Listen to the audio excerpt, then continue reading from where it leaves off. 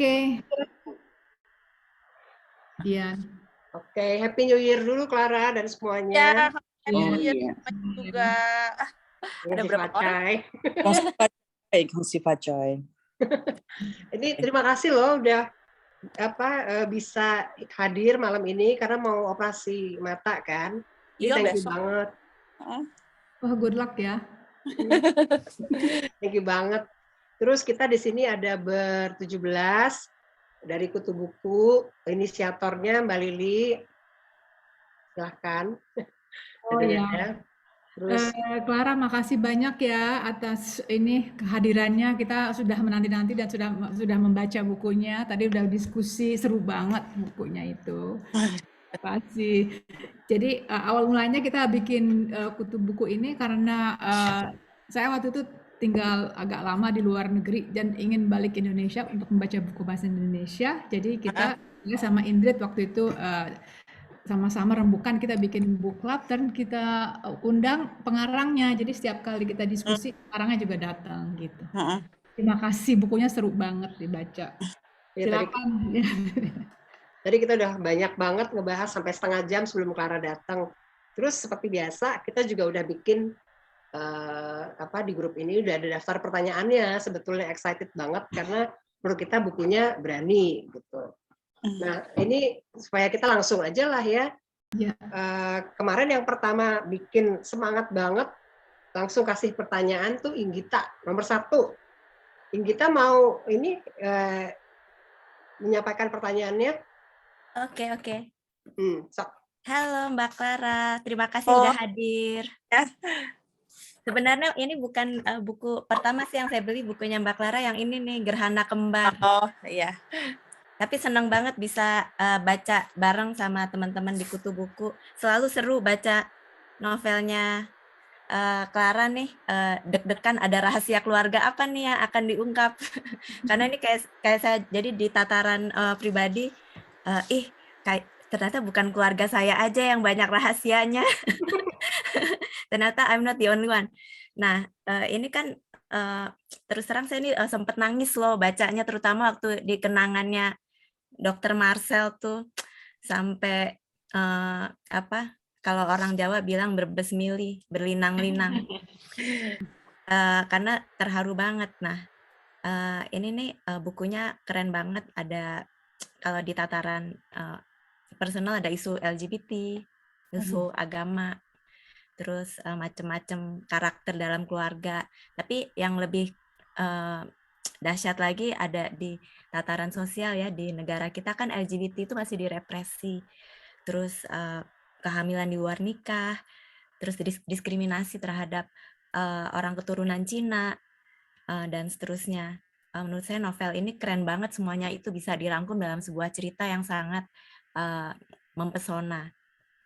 Nah, saya ini sebenarnya ada teman perempuan yang lumayan dekat, dan dia punya anak remaja yang baru aja mengaku ke ibunya, Bu, saya ini lesbi loh, gitu, pra-remaja nih, dan ibunya kayaknya nggak siap dengan pengakuan seperti ini. Dia bilang nih pasti nih anak zaman sekarang ya banyak sekali pengaruh gitu. Terus saya bilang, untung saya udah baca ya novel ini, jadi saya bisa bilang gini, itu tuh anak kamu di dalam tekanan yang sangat berat loh. Dia itu 4 kali minoritas kayak si Rosi, ya kan?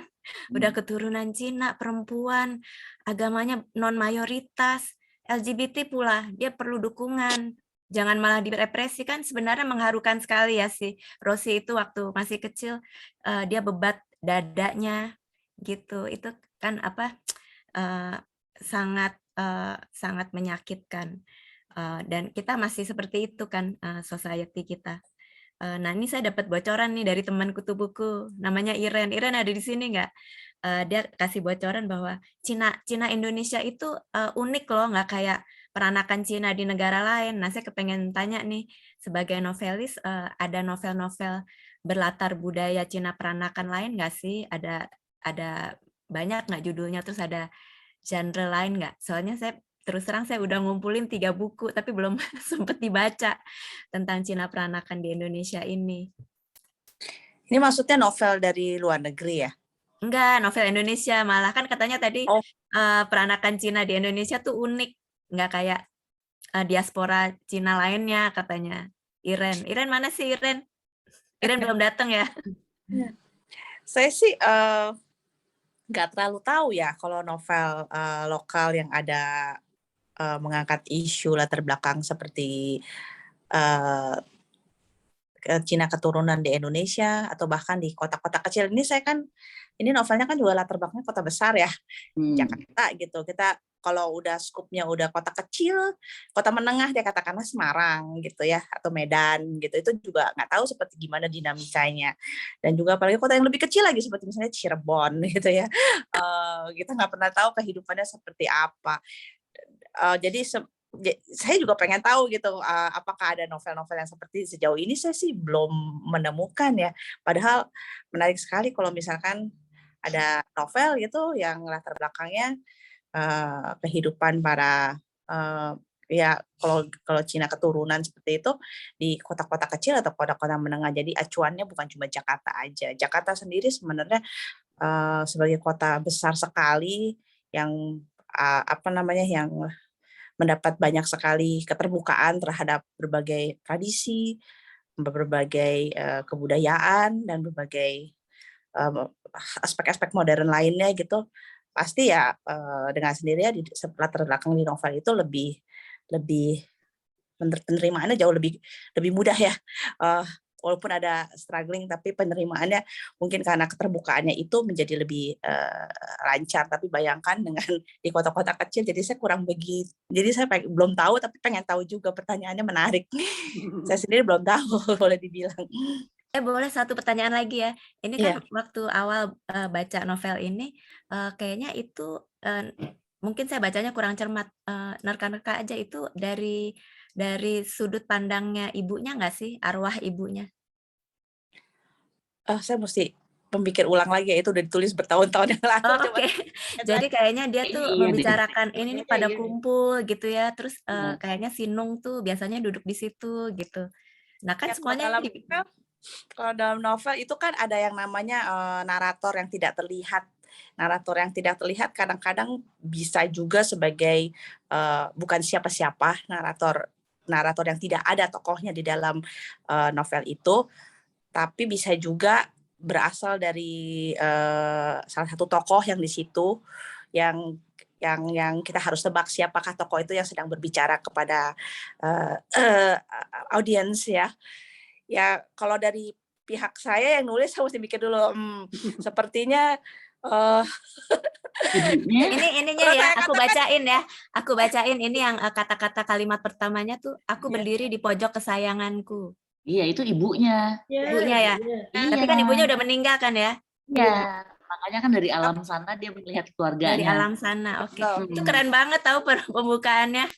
Kayak Desperate Housewife kan dari tetangga yang baru meninggal ya. Jadi kita kaget gitu. Ini katanya baru meninggal, tapi dia yang membuka narasi Mau awal. tambah dikit itu loh yang tadi tentang anak itu yang terbuka sama ibunya. Mau sampein aja ke temennya, saya sebenarnya sangat kagum sekali ya ada anak umur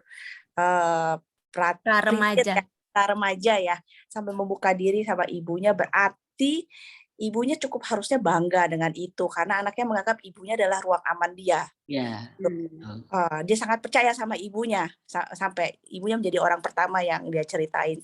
Pasti anak itu juga mengalami Beban pergumulan mental. emosi juga ya, dan bukan itu keputusan dengan mudah untuk terbuka begitu aja. Pasti dia juga memikirkan dengan baik-baik gitu. Siapa ruang aman dia yang dia bisa terbuka dan dia bisa percaya. Seharusnya ibunya merasa berterima kasih. Harusnya justru berterima kasih kepada anaknya gitu bahwa terima kasih sudah menjadikan ibumu sebagai ruang aman bagi kamu gitu. Dan itu awal mula rasa bangga sebagai seorang ibu bahwa dia berhasil gitu ya menciptakan bonding yang kuat kepada anaknya dan juga berhasil membangun ruang aman buat anaknya sendiri. Kan kita nggak perlu harus inilah masalah LGBT lah, masalah-masalah lain seperti dalam remaja ya, misalnya pacaran gitu ya, ibu belum tentu diceritain dong dengan anaknya, merasakan nggak perlu LGBT lah, misalnya naksir sama cowok yang normal gitu, yang maksudnya normal tanda petik ya, yang biasa dialami oleh mayoritas, belum tentu si anak itu mau terbuka sama ibunya, bisa aja dia sembunyikan gitu, ada banyak hal, tapi ada sebuah masalah yang ditanggung seorang anak, terus dia membuka diri sama ibunya di masa-masa remaja yang sangat galau dan sangat membingungkan, seharusnya ibunya untuk temenmu itu loh, harusnya Iya, ibunya terima kasih bangga. banget, Mbak. Nanti akan aku sampaikan, waktu itu aku speechless. Loh kok bisa Iya. ya aku temenan sama, apakah dia terguncang, apa gimana kok dia, rupanya dia nggak siap dengan konsep LGBT itu, Dia dan sudah kok anak gue gitu, ya. anak satu-satunya nih, Oh, anak satu-satunya perempuan dan dimanja banget. Terus dia merasa ini pasti ikut-ikutan aja. saya juga baru kebetulan diceritain sama satu orang ayah, anaknya umur 13 tahun juga coming out ke dia. Dan ayahnya sangat bangga, maksudnya dia menjadi orang pertama yang didatengin sama anaknya ketika anaknya mengalami sebuah keputusan besar gitu loh. Dan kemudian ditanya sama ayah, apakah perasaan kamu sudah yakin? Dia bilang belum, dia masih figure it out gitu ya, masih berproses. Dan ayahnya bilang, ya, ayah merasa sangat bangga kamu mau berproses bersama ayah gitu, jadi nggak sendirian dia. Nice, Gitu. ya. Bijaksana sekali ayahnya. Kalau gitu nanti aku kasih nih bukunya ke dia, Iya, suruh betul. baca.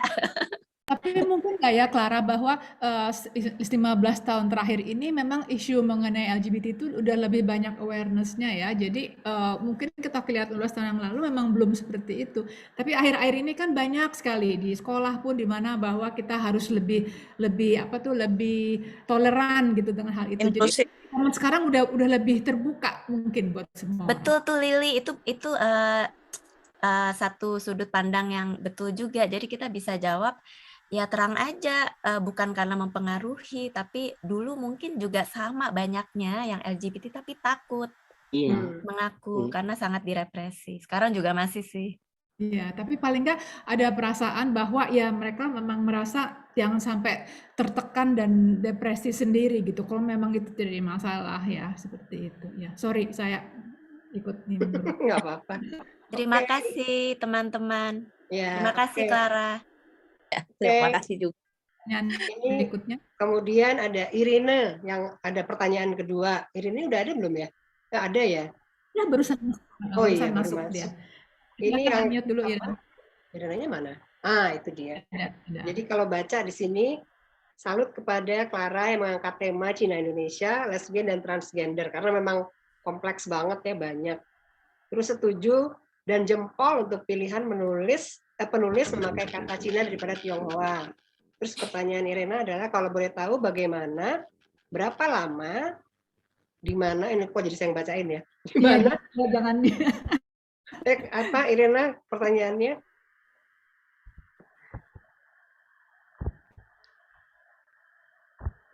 Kok nggak keluar suaranya Irena? Oh bisa? Enggak, dia lagi nyari apa? Speak mikrofon. Oke.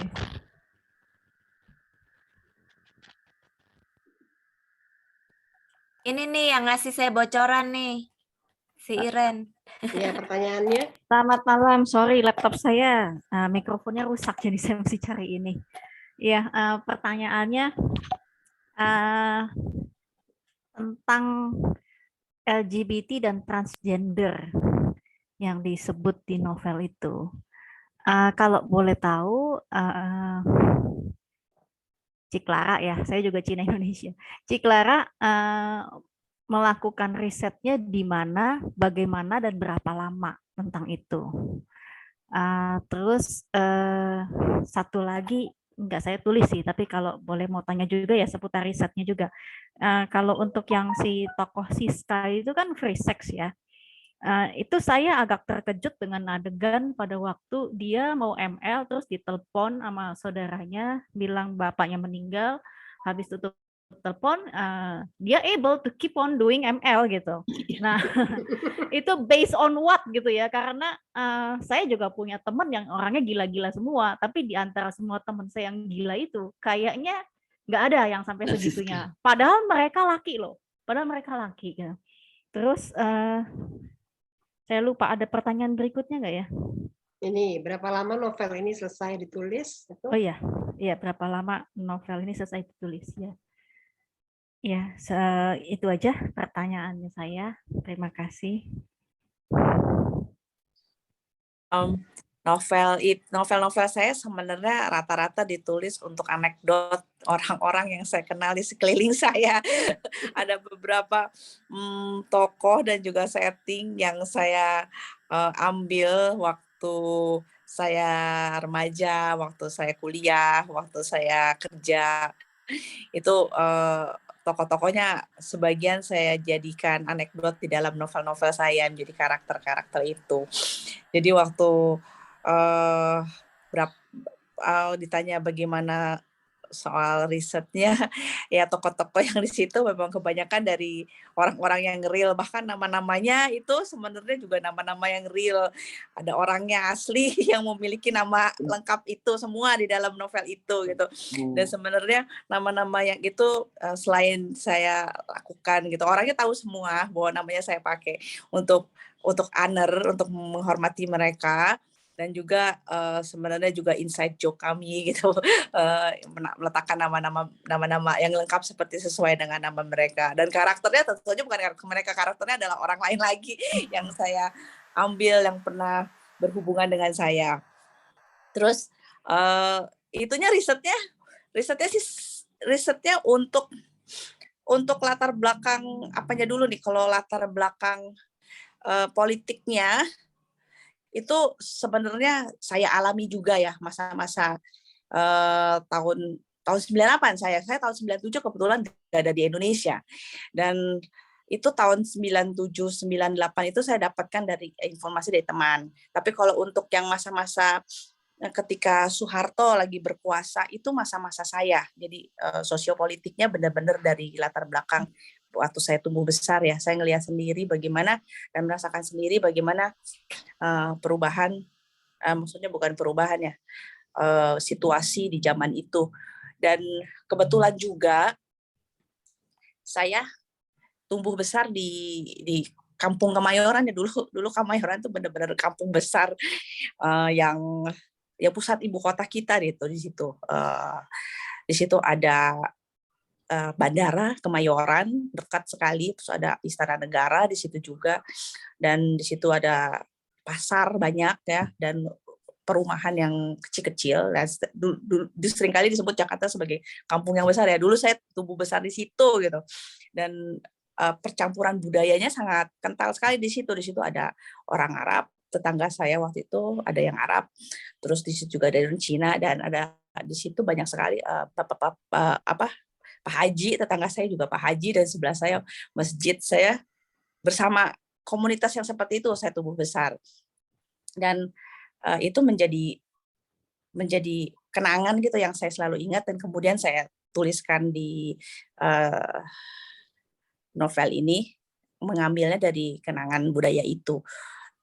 Terus untuk buku apa yang saya jadikan pegangan atau riset itu, saya sebenarnya tertarik sama itu ya, novel Joy Luck Club ya, Amitan. Beliau itu dia penulis Amerika, seorang imigran, dan yang menulis banyak tentang tradisi kebudayaan dia gitu dalam bahasa Amerika. Ya sama Americanize sih sebenarnya, udah cara dia melihat apa namanya, Amerika, dia melihat dia sendiri sebagai orang Asian American itu sudah berbeda dengan cara orang-orang Cina aslinya gitu ya, karena dia sudah pendatang. Dan juga cara dia menuliskannya juga udah setengah Amerika gitu, tradisinya, tapi tetap tradisi yang dia ketahui gitu. Cuma maksudnya sudah nggak bisa 100% dianggap sebagai itu tradisi Cina, tapi tradisi imigran, seorang imigran itu. orang imigran Asian American. Nah, saya menulis buku itu juga dalam pikiran seperti itu, bahwa saya menulis ini dengan pikiran bahwa apa yang saya lihat tentang Indonesia dan apa yang saya rasakan tentang Indonesia itu bukan juga sebagai Cina gitu, tapi sebagai Cina Indonesia yang sudah ada di dalam diri saya. Jadi saya melihat Indonesia itu, dan saya melihat diri saya sendiri itu juga udah tidak bisa sama seperti cara orang-orang Cina memandang dirinya gitu. Makanya tadi disebut di awal bahwa orang Chinese Indonesian itu orang, kalau anak saya sebenarnya Cindo gitu ya. Sekarang ada istilah namanya Cindo, Cina Indonesia. Indonesia itu memang ya boleh dibilang memang berbeda daripada Cina Singapura misalnya, atau Cina Malaysia. Dan saya sebagai orang yang cukup lama belajar di Amerika, kami bisa tahu persis gitu kalau berpapasan di jalan gitu, bahwa orang ini looks Chinese tapi bukan Indonesian gitu. Looks Chinese bukan ini Indonesian gitu. Dari saya tidak bisa mengatakan, tapi dari cara kita berbusana, dari kami berbusana, dari cara kita bertingkah laku, dan mungkin juga wajahnya ada perbedaan sendiri, warna kulitnya juga berbeda sendiri. Itu yang membuat ketika kita berada di Indonesia gitu, kita nggak bisa melihat gitu apa sih Cina Indonesia seperti apa identitasnya. Tapi ketika semua dikeluarkan gitu, ditaruh di negara asing, katakan di Amerika, dan digabung dengan Cina-Cina yang berasal dari negara lain dengan tradisi-tradisi mereka yang sudah merging ya, itu kelihatan Indonesia yang mana. Dan saya sendiri bisa menebak secara intuisi, kemungkinan tebakannya bisa 90% akurat. Oke. Iya benar. Gimana Mbak Irin? Iya, ya sebetulnya yang saya mau tanya, risetnya di mana dan berapa lama itu yang mengenai LGBT dan transgender. Karena ya di novel itu kan ada Rosi dengan pacarnya itu Dharma kan. Itu kan novel itu kan diceritakan bagaimana mereka berdua berinteraksi gitu kan, hubungan intimnya juga. Nah, itu saya pengen tahu waktu itu risetnya di mana dan di mana, bagaimana, berapa lama. Terus udah gitu mengenai transgender, si Rosinya itu kan lahir cewek, tapi kan dia berpikir seperti dia ini cowok yang tertangkap di badan cewek. Kalau cowok yang kalau orang yang malah merasa dia adalah cowok tapi terperangkap di tubuh perempuan, ya saya udah pernah dengar ya. Tapi di situ kan juga ada adegan seolah-olah ada Roni dan Rosi yang memperebutkan badan. Itu saya pengen tahu gitu, apakah itu emang dari kisah nyata atau gimana? Sebab beda lagi dengan ini ya, multiple personality disorder. Saya pernah join satu acara diskusi online gitu, terus ada orang yang multiple personality disorder, ngoceh gitu ya. Jadi dia bisa ngoceh, dia bilang, si A itu tuh suka nolongin saya, si B itu yang jahatin. Padahal si A, si B itu adalah diri dia sendiri gitu. Tapi dia kan sadar ada si A, ada si B, tapi dia nggak sadar bahwa si A, si B itu adalah dirinya dia sendiri. Nah, kalau Roni dan Rosi, ya, itu mereka sama-sama sadar bahwa mereka itu adalah satu gitu di badan yang satu. Kalau multiple personality disorder itu mereka kayak nggak sadar bahwa si A dan si B itu adalah saya juga gitu. Nah, jadi saya pengen tahu itu apakah emang kisah nyata atau risetnya bagaimana gitu. Saya beruntung karena saya punya sahabat yang sangat karib dan dia kebetulan lesbian gitu ya. Ya, dan saya melakukan banyak sekali diskusi sih sama dia waktu menulis itu, dan dia yang memegang dia yang memberitahu saya banyak hal. Jadi ketika novel itu masih dalam berupa transkrip naskah pun, saya berikan ke dia yang pertama untuk membacanya. Apakah benar di bagian-bagian ini? Tapi untuk transgendernya itu terus terang, transgender sama lesbian adalah dua entitas yang berbeda ya. Saya itu memang mencari tahu riset sendiri langsung ke internet dan membaca buku-buku yang ada berhubungan dengan transgender. Pengetahuan itu sebenarnya masih agak berkurang menurut saya, karena di zaman sekarang saya menemukan banyak hal yang kemudian itu perkembangan dari penelitian tentang LGBT yang saya menganggap buku ini, di misalnya saya sebagai self kritik, saya ini sebagai melakukan self kritik ya, buku ini masih agak ada yang kurang eksploratif dalam hal Rosie sama Ronnie gitu. Jadi urusan pertentangan Rosie dan Ronnie itu dalam transgender itu bukan seperti orang yang memiliki kepribadian banyak atau terbelah gitu. Jadi mereka pada dasarnya mereka menyadari bahwa mereka secara gender sudah salah, secara tubuh sudah salah.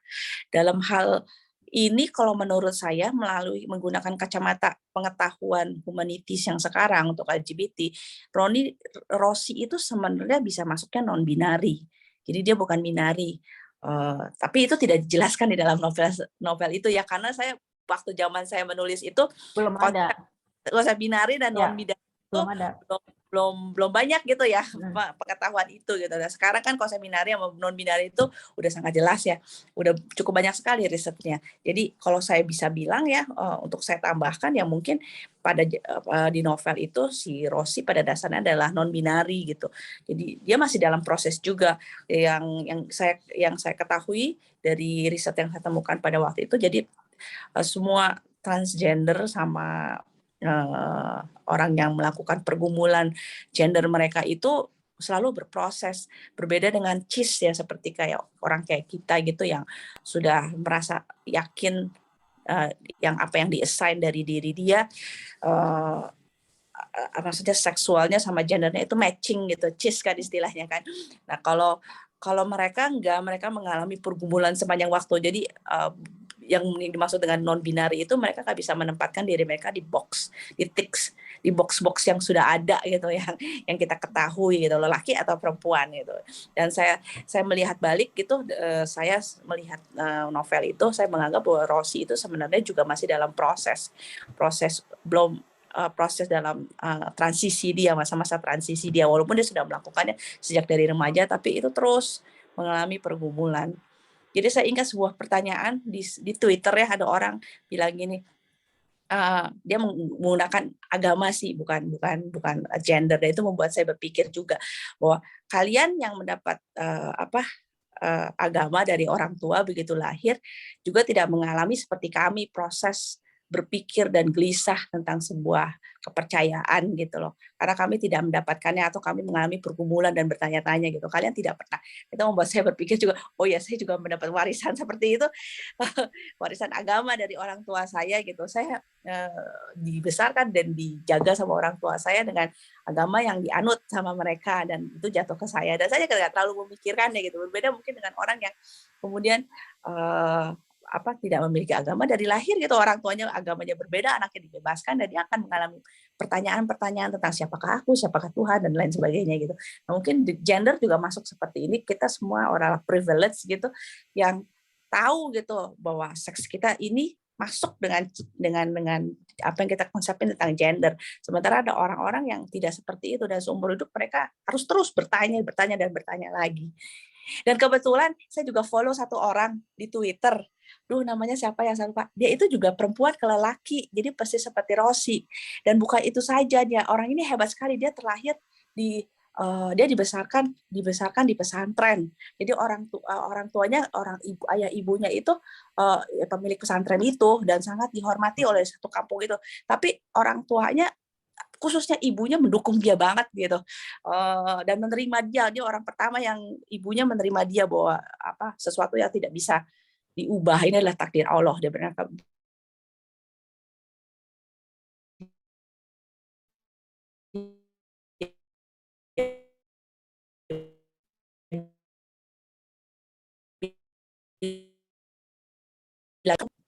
dia pernah before, jadi waktu before dia seorang gadis ya, perempuan gitu, berjilbab, rambut bajunya tertutup semua. Terus sekarang dia sudah menjadi laki-laki, ke sana ke pakai sarung gitu ya, dan berbrewok gitu, dan kemudian dia baru mendapat master di Inggris, jadi melanjutkan studi dia di bidang agama ya, religious studies.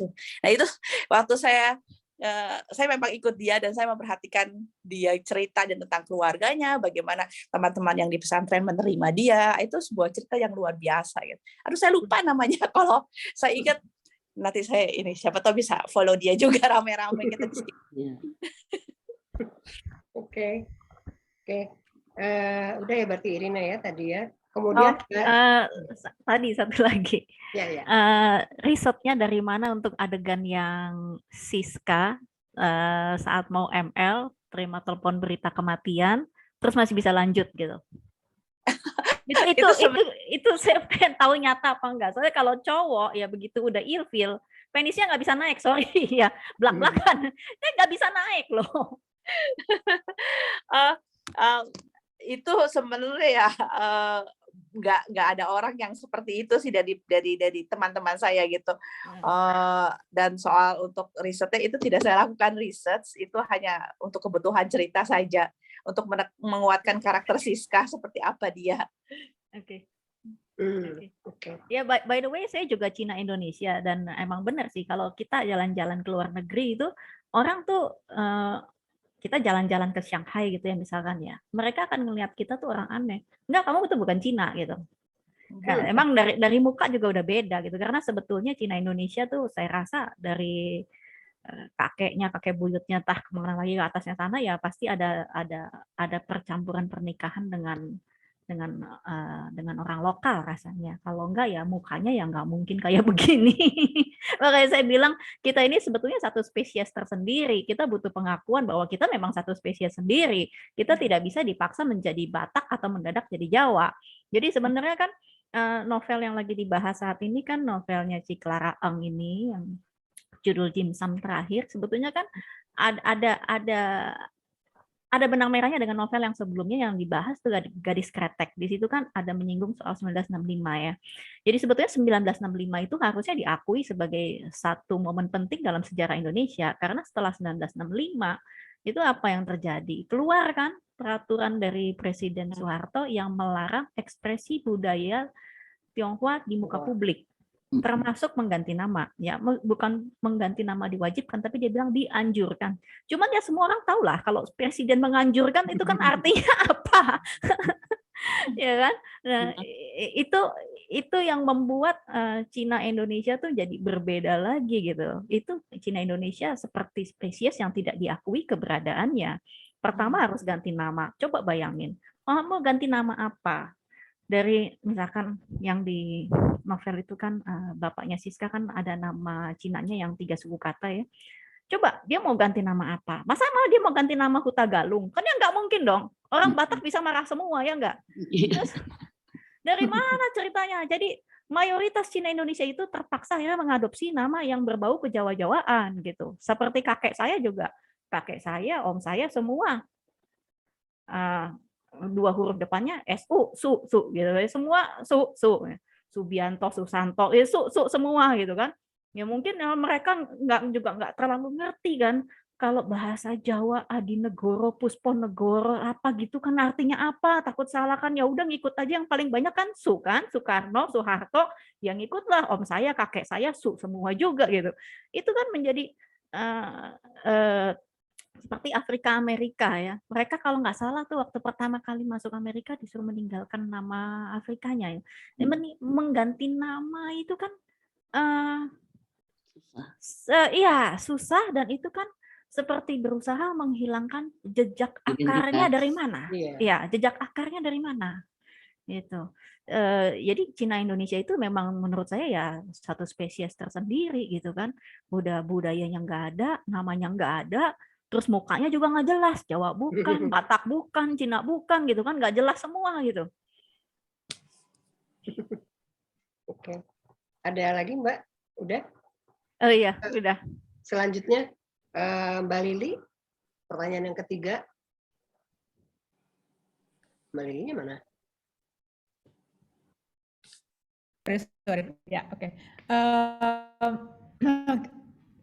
Mengenai berapa novel yang sudah dibuat oleh Clara. Kemudian kalau misalnya Clara pikir perbandingan dimsum ini dengan yang lain, gimana, seberapa puaskah gitu dengan hasilnya atau tanggapan dari orang-orang? Saya ingin tahu itu. Saya sudah nulis, saya rasa 13 novel ya.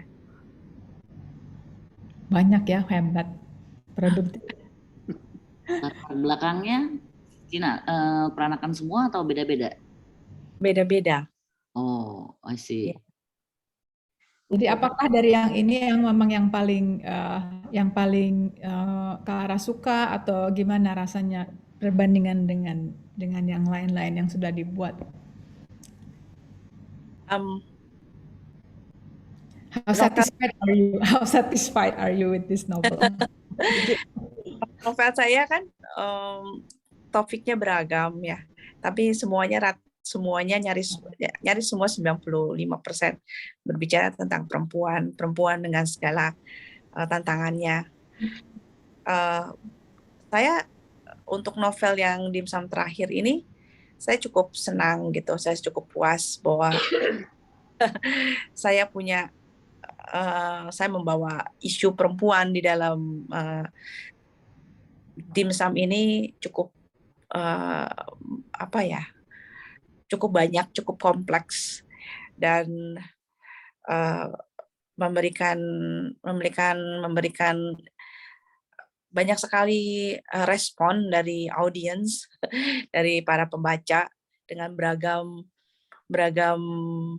pandangan mereka, beragam perasaan mereka, dan beragam pikiran mereka. Itu sih, saya cukup puas lah. Tadi saya kirim chat ya, itu Twitter. Terus apakah ada rencana mau digerak? Oh, chat, oke. Oh, oke, ya, makasih. Terus apakah ada rencana kira-kira jadikan film? Beneran nggak? Apakah ada rencana dijadikan film? Iya, beberapa kali saya diajak ngobrol dengan para produser, cuman masih belum ada sih yang kemudian memfilmkannya. Dulu ada yang sampai udah deket banget ya, udah sampai untuk tantangan kontrak dan lain sebagainya, tapi kemudian nggak tahu kenapa kemudian proses produksinya nggak berhasil berjalan. Kenapa ya? Mungkin nggak ada yang mau main jadi sih ya. Temanya terlalu mungkin takut kontroversial temanya. Iya, terlalu kontroversial. Sebenarnya LGBT itu. Festival film ini pernah difilmkan, festival film, tapi perlombaan festival film ada yang mengambil novel ini sebagai karya mereka. Ya. Oke, makasih. Oke, Mbak Lili. Kemudian selanjutnya Mbak Farah, ini ada pertanyaan, udah kirim. Ya, selamat malam Clara, selamat malam semuanya. Ini saya baru pertama kali ikut diskusi ini, Clara. Dan juga pertama kali juga saya baca novelnya Clara. Saya ingin tahu, itu tiba-tiba ada ide dimsum, kenapa ya dikaitkan dengan Imlek? Kenapa bukan misalnya kue bulan atau kue apalagi yang lain yang terkait dengan yang lebih kita sering kenal, sering dengar dikaitkan dengan Imlek. Kemudian yang kedua, membaca novel ini karakternya kan cukup banyak ya Clara ya. Kayaknya lebih dari 13, bahkan si Bubu juga muncul tuh. Itu kira-kira bagaimana sih tiba-tiba bagaimana kita harus, apakah karakter yang banyak itu lebih menguatkan satu novel ataukah karakter lebih sedikit yang lebih menguatkan cerita? Kalau cerita ini sebenarnya saya sangat tertarik. Cerita ini beda banget dengan novel-novel yang pernah saya baca. Tapi ini Clara saya baru pertama kali membaca novelnya Clara. Kemudian yang terakhir, saya juga tadinya bingung ya, kok ini banyak banget ya tulisan italicnya yang miring-miring. Ternyata sangat enak dibacanya, tapi kita benar-benar harus fokus juga Clara. Jadi, oh ini ceritanya lagi si Rosi di zaman dulu. Oh ini ceritanya lagi si Siska di zaman dulu. Bagus banget Clara. Terima kasih. Iya, terima kasih juga. Tadi pertanyaan yang pertama, apa ya? Tadi saya lupa. Berapa karakter dalam satu novel? Ini kenapa Oh, dimsum ya? Kenapa nggak kue Kenapa bulan? dimsum? Kenapa yang lainnya? Kalau kue bulan itu kan ada tanggal tersendiri ya untuk makan kue bulan gitu. Jadi kalau dimasukkan ke dalam cerita ini kayaknya kurang tepat gitu karena dirayakannya justru pas lagi Imlek. Nah, jadi sebenarnya tradisi dimsum itu nggak ada tradisi sama sekali. Kalau boleh dibilang orang bisa makan dimsum kapan aja dan kebanyakan dimsum itu seringkali juga dimakan pada pagi hari. Breakfast gitu ya, karena saya lihat orang-orang Hong Kong melakukan itu waktu saya ke Hong Kong.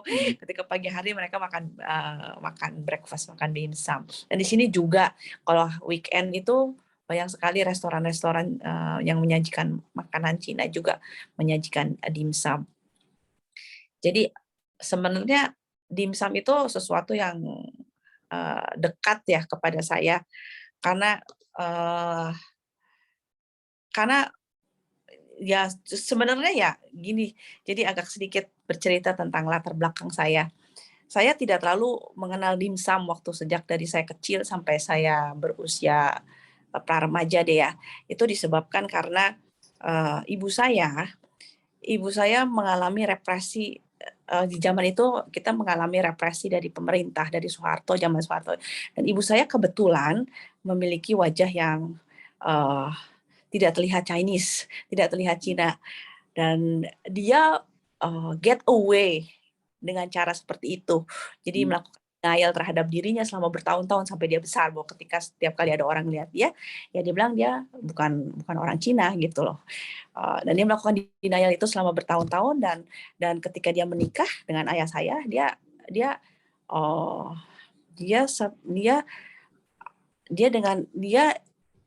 masih terus melakukan hal itu dalam arti ini psikologis banget ya ibu saya. Jadi dalam arti dia menolak semua tradisi yang sifatnya Chinese yang tidak melekat kepada dia. Jadi apabila itu melekat kepada saya dianggap sebagai bukan punya dia gitu ya, punya ayah saya gitu. Saya adalah anak hasil dari ayah saya bukan dari dia sendiri gitu. Itu sebuah psikologis dan sebuah relasi hubungan saya dengan ibu saya seperti itu. Dan tentu saja jadi akhirnya kami tidak merayakan segala sesuatu yang berhubungan dengan Imlek dan bahkan ibu saya berusaha melupakan hal itu, tidak ada gitu dalam kamus dia. Jadi saya tidak pernah tahu apa itu namanya Imlek. Saya juga pernah nggak makan dimsum, saya nggak tahu dimsum itu apa gitu. Sampai suatu hari ayah saya mengajak saya ke Hong Kong dan situlah saya pertama kali menikmati dimsum. Dan saya melihat orang-orang Hong Kong makan dengan cara itu, saya mendengarkan bahasa Mandarin. Ya tadi kan saya sudah bilang saya lahir di kampung Kemayoran di mana saya sendiri itu satu-satunya keluarga Cina gitu. Sementara kiri kanan saya sebelah saya masjid gitu. Saya tetanggaan dengan Pak Haji gitu dan saya masuk ke sebuah sekolah Katolik yang di sana isinya kaum pribumi kebanyakan dan saya sangat minoritas sendirian gitu ya di satu kelas dan saya nggak bisa mengidentifikasikan. Ibu saya selalu mengatakan bahwa saya berbeda ya karena ayah saya gitu dan dia menikah sama ayah saya jadi anak saya seperti itu gitu. Jadi saya tidak menemukan identitas diri saya nggak bisa menemukan identitas saya yang sebenarnya seperti apa sampai saya kemudian pertama kali ke Hong Kong dan saya terkagum-kagum melihat seperti ini gitu, seperti ini rupanya gitu yang wajahnya mirip saya, orang-orang yang wajahnya mirip saya. Tapi pada saat bersamaan saya merasa tidak masuk ke mereka, identitas saya bukan mereka gitu. Dan disitulah saya mengenal yang namanya dimsum. Dan itu teringat sekali sama saya bahwa dimsum itu sebuah makanan yang asing buat saya tapi kemudian menjadi familiar selanjutnya.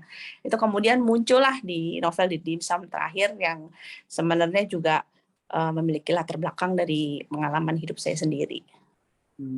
Satu. Terus tadi pertanyaan kedua apa ya? Itu kalau karakternya banyak. Kan banyak ya sampai ya. ada bumbu pun muncul. Ada beberapa novel saya memang karakternya juga sedikit gitu. Ini semacam seperti novel yang berbeda yang memiliki begitu banyak karakter di sana dan saya juga menantang diri saya untuk bisa menulis sebanyak itu. Tapi selain itu kan tadi saya sudah bilang itu semacam anekdot gitu karena di situ ada 6 orang ya boleh dibilang, ada anaknya 4, ada ayah, ibu, itu semua dari nama-nama yang ada, yang real, yang saya kenal gitu, orang-orangnya ada, mereka saling mengenal satu sama lain. Jadi saya mengambil 6 nama itu juga untuk internal joke kami gitu, dan saya memang harus membuat 6-6-nya supaya ada, dan itu yang ya berhasil saya lakukan. Itu kedua. Terus ketiga tadi tanya. Tadi awalnya saya agak ini kan banyak sekali tulisan yang miring, italic. Nah, ini tapi lama-lama memang fokus, ini menceritakan si Rosi zaman waktu dulu, ini flashback, kenapa milih ya flashback, betul. Ya, itu aja. Kasih. Oh, kenapa milih flashback? Ya permainan itu kan maksud permainan penulisan kan bisa maju, bisa mundur, dan saya memang menulis kebiasaan seperti itu, tidak menulis dengan linear maju ke depan, belakang. Jadi mungkin memang itu sebuah kesengajaan. Terima kasih. Salut, Clara. Saya boleh ini nggak? Boleh masuk nggak? Boleh. Maaf, ini saya nggak pakai kamera. Clara memperkenalkan, saya Natalia. Saya nyelonong masuk karena saya tertarik dengan kisah ibumu. Teringat pada cerita di Netflix, film yang berjudul Passing. Jadi ini yang set di Amerika tahun 50-an, di mana orang kulit hitam yang masih warnanya putih nggak mau dia diakui sebagai orang hitam, jadi dia passing seolah-olah dia orang putih. Which is exactly seperti yang dilakukan ibumu. Jadi ibumu sebetulnya adalah keturunan Cina, generasi keberapa, dan bapakmu generasi keberapa? Itu satu. Pertanyaan kedua, apakah novel ini ditulis dengan cerita Cina Indonesia, Cina Indonesia, Indonesian Chinese, karena ini bagian dari jalanmu sendiri untuk mencari identitas, atau apa motivasinya untuk konteks mengenai ethnic Chinese ini? Itu pertanyaan saya yang kedua. Saya sedikit banyak tahu soal perjuangan orang-orang etnis Cina ya di Indonesia. Jadi saya dengan cerita-ceritamu dengan sama ceritanya Airin tuh ya memang begitu. Di bawah Soeharto kan memang kalian boleh dikatakan cultural genocide karena kalian dicerabut dari semua akar budaya kalian gitu. And my last question is, apakah Clara merasa dirimu sekarang sebagai nggak salah pertanyaannya. Apakah Clara sekarang merasa nyaman sebagai orang Indonesia keturunan Cina, atau masih merasa galau, atau masih searching? Itu yang ingin saya tanyakan. Dan saya sangat menikmati ceritamu. Tapi yang 3 pertanyaan itu yang buat saya sangat menarik. Terima kasih, Clara. Oke, terima kasih. Yang pertama, ayah saya sebenarnya keturunan nomor 7, ya, ada silsilahnya. Dan ketika keturunan ketiga atau keempat, karena tercatat dengan rapi, salah satu keturunan saya pernah menikah dengan bangsawan, ya, bangsawan di daerah Sunda. Jadi itu campuran antara adat tradisi Sundanya masih ada. Cuma ayah saya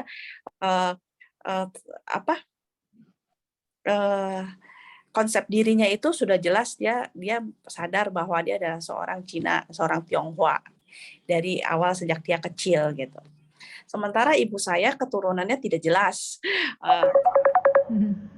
dan juga ada percampuran dengan etnis-etnis lain dan memiliki keragaman agama yang juga berbeda-beda. Jadi nggak satu agama di dalam keluarga dia. Dan itu dia merasa nyaman dengan keragaman itu, jadi sehingga dia tidak merasa dia dipersekusi atau tertekan dengan situasi Soeharto gitu. Dan ketika menikah dengan ayah saya, dan kemudian melahirkan saya dengan wajah yang mirip dengan ayah saya, itu membuat dia setiap kali kalau pergi sama saya itu tetap keluar defense mekanismenya. Kalau ditanya ini anakmu, iya gitu, kok begini gitu, terus dia bilang iya itu kayak karena ayahnya, dia selalu mengatakan begitu. Dan saya sebenarnya saya tidak terlalu memikirkan hal itu ketika kecil gitu, karena ibu saya membesarkan saya dengan kasih sayang yang besar ya, perhatian gitu dan lain sebagainya. Dia nggak fail sebagai ibu, cuman itu membentuk diri saya bertanya-tanya tentang diri saya, siapa saya gitu ya. Itu terus bergumul dengan pertanyaan-pertanyaan itu, saya siapa sebenarnya, saya gimana. Dan kemudian saya juga mengalami perundungan dari sekolah juga gitu ya, karena tadi saya sudah bilang saya besar dan lahir di kampung Kemayoran, di mana mayoritas orangnya campur semua, dan saya dianggap sebagai spesies yang aneh sendiri dan sering dilakukan di perundungan gitu ya. Nah itu juga saya jadi bertanya-tanya siapa diri saya gitu. Menulis novel ini bukan saya sedang berproses, tapi proses saya sudah selesai ketika saya kuliah di Amerika. Itu sebuah proses perjalanan yang sangat luar biasa, dan justru di luar Indonesia saya bisa melihat diri saya dan Indonesia secara lebih utuh dibandingkan ketika saya berada di Indonesia, berada di tengah-tengah orang yang seperti saya dan bukan orang seperti saya. Dan setelah dari Kemayoran itu saya bisa tambahkan cerita sedikit, saya berpindah ke daerah Grogol, di mana ayah saya membawa saya pindah ke sebuah rumah di Jakarta Barat, di mana daerah situ boleh dibilang seperti Chinatown. Sampai sekarang pun Tanjung Duren dianggap sebagai Chinatown di Jakarta. Chinatown selain di Pluit, Pantai Indah Kapuk, ya kan, Tanjung Duren itu termasuk ke area sebuah Chinatown. Dan saya sangat kaget pada waktu ketika saya masuk ke sebuah sekolah SMA, di mana justru saya bukan minoritas tapi saya mayoritas. Saya mayoritas, dan 90% teman-teman seperti saya, dan saya menjadi gegap sekali karena mereka memanggil nenek kakek mereka dengan bahasa Hokkien, bahasa Mandarin. Sebagian ada yang masih berbicara Mandarin, ada yang bahasa Kek gitu. Sementara saya nggak mengenal itu semua, dan saya melalui geger budaya lagi di situ selama 3 tahun. Dan ketika saya ke Amerika dan saya melihat semuanya itu dengan kacamata yang berbeda di luar Indonesia, dan disitulah saya menemukan proses memahami diri saya seperti apa, saya seperti apa gitu, dan sudah selesai. Jadi ketika nulis novel ini saya seperti bercerita saja kok tentang tokoh-tokoh lain dan tentang orang-orang lain yang juga mengalami perjalanan sosioekonomi yang sama di Indonesia. Itu kedua ya. Terus pertanyaan nomor 3 apa ya tadi ya? Apa tadi ya? Pertanyaan ketiga tadi ya itu sebenarnya sudah terjawab sih, sebagai identitas diri. Apakah masih galau dengan identitas Anda? Itu sudah terjawab. Ya itu sudah final ketika saya young adult, di usia young adult, saya kuliah dan saya di negara asing mempelajari budaya asing. Pada saat bersamaan saya melihat Indonesia dengan kacamata yang berbeda dari luar gitu, dan bisa lebih objektif. Pada saat bersamaan juga subjektif karena mengingat perjalanan masa lalu saya gitu. Dan ketika kembali lagi ke Indonesia, saya sudah menjadi identitas diri saya yang baru, dan kemudian itu identitas itu menjadi jejakan saya dengan penuh percaya diri sampai sekarang. Itu. Oke. Ini terus masih ada lagi pertanyaannya nih. Terima kasih Clara. Iya, sama-sama. Oke, ini masih ada lagi dari Farah. Udah tadi saya Mbak. Udah ya. Oh, oke, sorry. Dari Dini, Mbak Dini. Halo, ya, terima kasih. Terima kasih, Dian. Halo, Clara, salam kenal. Saya suka banget buku ini, sangat-sangat suka. Sedih, senang, terutama yang dari segi kedekatan keluarga ya. Jadi kayaknya kok kompak sekali gitu. Dan di sini yang tokoh sentralnya kan ada 4 perempuan, ya. Nah, Clara sebagai penulis, berarti kan yang menciptakan tokoh ini. Punya nggak tokoh favorit di antara 4 ini? Dan kalau memang ada tokoh favoritnya, saya tuh ingin tahu itu terbentuk sebelum penulisan atau pada saat proses menulis, terus Clara merasa, oh saya suka nih tokoh ini gitu. Dan kalau memang ada, apakah tokoh itu, kesukaannya Clara dengan tokoh itu mempengaruhi alur cerita? Itu aja. Oh, oke. 4 tokoh itu karakternya sudah ada dalam bayangan saya sebelum saya menulis. Dan ini karena selera pribadi ya, saya cenderungan menyukai orang yang memiliki karakter yang tidak dominan. Jadi kita bisa lihat dari 4 itu siapa yang paling tidak dominan, itulah karakter yang saya sukai. Untuk dalam hidup sehari-hari juga saya memiliki kecenderungan selalu mengagumi orang yang tidak dominan, yang boleh dibilang seperti wallpaper aja. Kalau di antara tengah-tengah orang, dia tidak menonjol, dia tidak menonjol, dia hanya wallpaper, atau saya membayangkannya itu hanya seperti laut gitu ya, yang sering lewat begitu aja orang sebagai latar belakang gitu, kayak orang-orang nggambar pemandangan gunung, terus ada sawahnya gitu, itu latar belakang, sementara semuanya pada fokus ke karakter yang ada di latar belakang itu gitu. Nah, saya memiliki mata tajam yang bisa datang ke kelompok gitu dan ngelihat siapa yang menjadi wallpaper di situ, dan itu yang menarik perhatian saya. Dan jadi dari 4 itu kan semua saya bisa tahu ya siapa yang paling menjadi wallpaper, dan dialah sebenarnya si juru damai dari semuanya itu, dari 4 itu. Jadi saya percaya pada water runs deep, air yang mengalir deras tapi tidak terlihat gitu. Oke. Kalau memang berarti kita semua bisa menebak rasanya ya, yang mana dari keempat itu. Dan pada saat menulis, kira-kira ada nggak proses yang mengubah alur cerita yang tadinya mau tulis seperti ini, tapi oh saya kok sayang ya sama tokoh ini, terus kasih porsi lebih deh gitu. Ada nggak proses berpikir seperti itu? Kalau saya nulis itu biasanya saya menulis secara linear ya, maksud saya maju halaman demi halaman demi halaman. Tapi ada juga saya mengalami proses di mana saya berhenti menulis, kemudian saya menulis secara acak sebuah adegan, dan bisa nulis banyak adegan-adegan yang acak, dan kemudian pada akhirnya saya gabung-gabung semua adegan itu. Jadi kalau ditanya apakah ada yang kemudian ditambah, dikurang, dengan sistem proses menulis saya seperti itu, jawaban saya ya mungkin saja ada kali. Saya sendiri tidak terlalu menyadari hal itu karena saya menulis dengan linear, maju ke depan halaman-halaman, kemudian saya berhenti dan saya menulis dari berbagai bab yang mungkin tidak berurutan pada saat ditulis, gitu kelihatannya tidak berurutan. Tapi kemudian kalau digabung dan dijahit semua satu persatu akan mulai terlihat gambaran besarnya.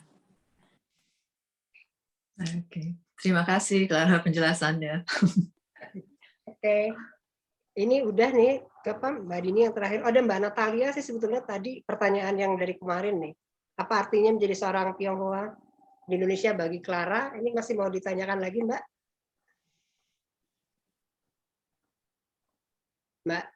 Mbak Natalia. Halo. It's okay. Ada lagi yang lain? Atau ada lagi? No need, udah dijawab. Terima kasih dia. Ya, oke. Thank Yang lain? Thank you. Ya. Oke, Mbak. Yang lain? Pertanyaan lain?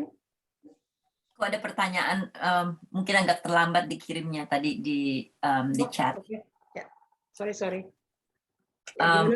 Ya Clara, jadi aku tertarik banget sama bukunya karena pertama kan juga dari keluargaku itu juga campuran ya, jadinya Dan juga sekarang anakku lebih campuran lagi, jadi double campuran.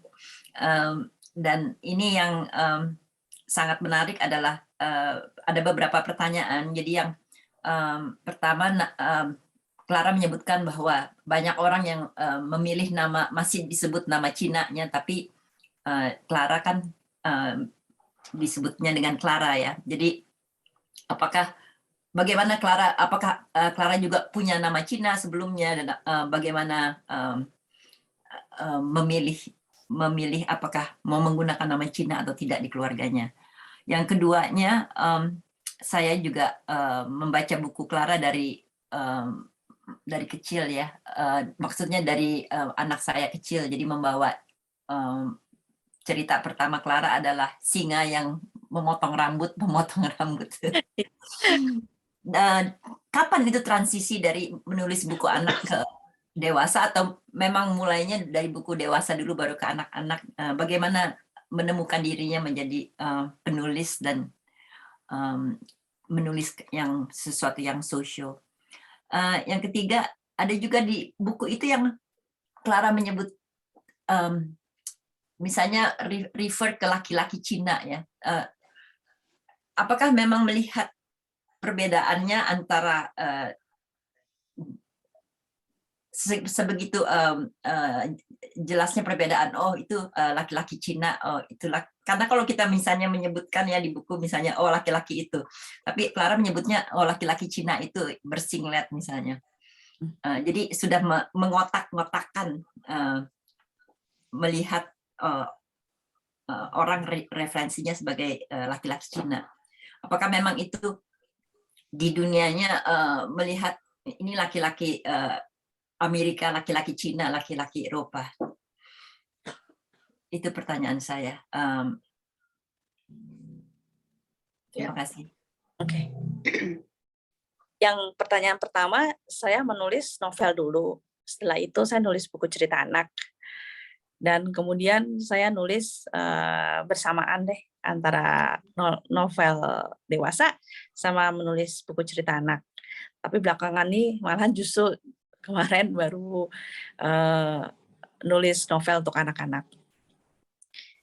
Terus tadi yang nomor 2, apakah lelaki Cina ya? Pertanyaan 2 ya? Nama Cinanya. Nama Cina. Oh, soal nama. Oh, dong, Mbak. Jadi saya punya nama Cina yang diberikan oleh ayah dari ayah saya, kakek saya dari pihak ayah.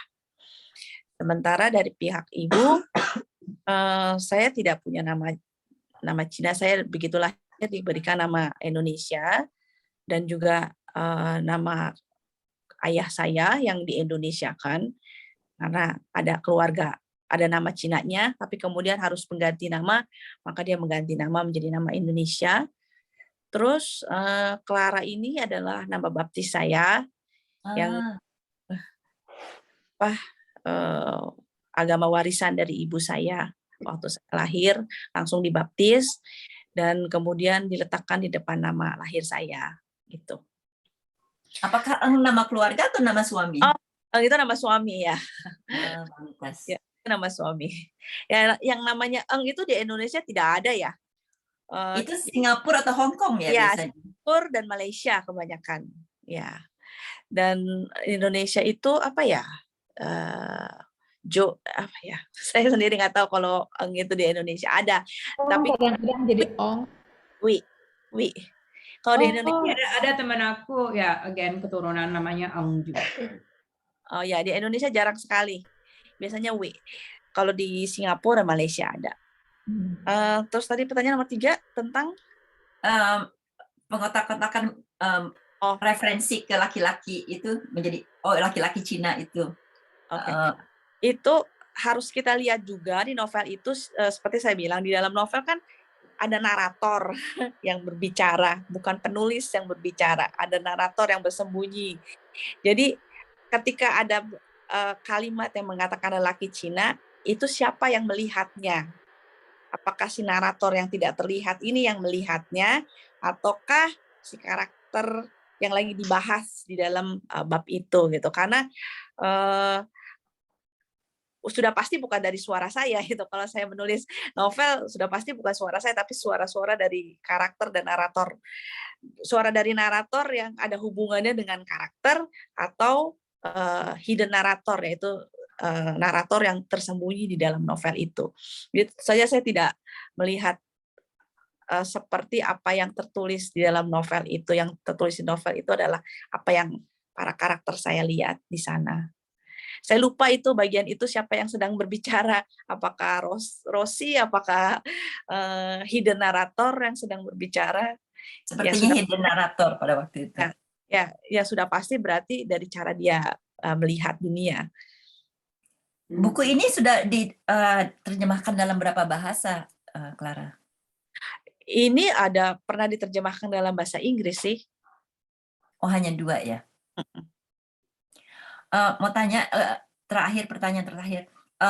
Biasanya pembaca mengirimkan komen melalui apa? Lewat Twitter atau apa? Dan dari pembaca, pertanyaan apa yang paling menohok atau yang diingat oleh Clara selama ini?